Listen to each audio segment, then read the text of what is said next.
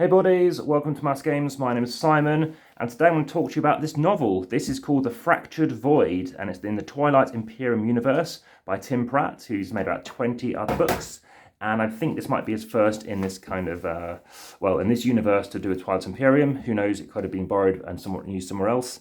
And I'm going to be comparing it to Domino Strays partially. I'm already over halfway roughly through Mask of Silver, which is the Aconyte horror series, because it's board game novels. And afterwards I'm going to nip on to Legend of the Five Rings, and there's more books that I'm reading as well. So that's just an example of what I've read, reviewing, on its way, and finally what's coming next. Plus there's 3 more at least I'll be reading as well.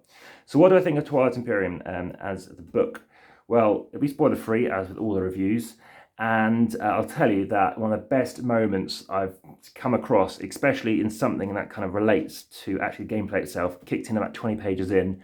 And it relates to the fact that in Twilight Imperium, you are doing various actions, which can include negotiation and stuff and backstabbing. And I'll agree to do this if you do that, but maybe I won't. I'll rescind my offer, or maybe I'll screw you over.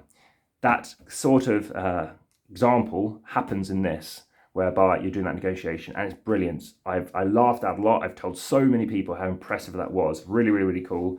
Loads of other stuff. Like some of the other books, they do reference some other board games as well. Only a little bit though, even if they say, oh, I've seen a risk, and that risk, of course, could be the game risk. But not too much of that. We're talking only a handful. It's not like there's loads of them. And it's not obvious as well, and not in a bad way, but it's just not too obvious. So this is a book which is quite similar to Domino Strays, whereby it's kind of like an infiltration kind of story. I really got into it very quickly. I found it quick to read, just like I did with Domino Strays. And in terms of my review, my overall rating is kind of like a 7 out of 10, slightly higher actually than Domino Strays, close to an 8. Close enough that I'm very keen to read the follow-up book due out any moment. It does reference a few characters that I wasn't familiar with in Twilight Imperium, because that's in Prophecy of Kings, which might be why this book is coming out as and when it is.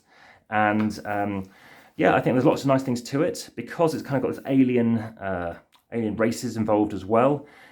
Some of the language I had to reread, because I thought, is this a typo or is it just how they speak? There were some definite typos, but not too many. Lots of times they use italices, so it's italicizing something to say, oh, you should go there, and stuff like that. Sometimes I even felt it didn't need to be italicized, or I felt it could have italicized the wrong word.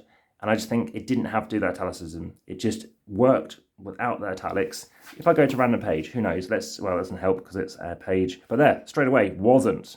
There's one, that's the name of a ship. Okay, well, another opening chapter here, and there might not be one there. Another opening chapter. Is there anything on here which has italicism? It might not. There you go. Another italicism. So, yeah, I think it doesn't need it. I can see why, but I think sparing is the way to go. Own ship. I just felt, we know, come on, we don't need to be really immersed in things. I'm not saying it's lazy. I think it's a bit overkill. Either way, it's my favourite book of what I've read so far, based on just over half of this one I've read as well. Really enjoyed it. I love the characters. I really got into it very quickly. It's very much Guardians of the Galaxy-like. It's a bit similar to that. The ship's a bit weird to look at in a way, to be honest, but equally there are some various reasons behind that. But I enjoy the characters. I think everything kind of worked quite well. Similar to this one, there are some female characters which I'm not saying feel stereotyped. It's nice that they have the number of female characters in it, but I just felt that sometimes the dialogue seemed a bit too cliche to a degree, and I felt like couldn't they have just something done a bit different perhaps. But no, I like the stuff. I think there's some well-written characters as well, and definitely enjoyable. And especially if you like Twilight Imperium, I think you're really going to enjoy this one as well. Especially compared to, say, I don't know, Marvel definitely have the Marvel stuff, not necessarily from a board game perspective, but you can see that definitely works. But I think this really strongly works as if you like this lore and you like the gameplay itself. I highly recommend you check out The Fractured Void.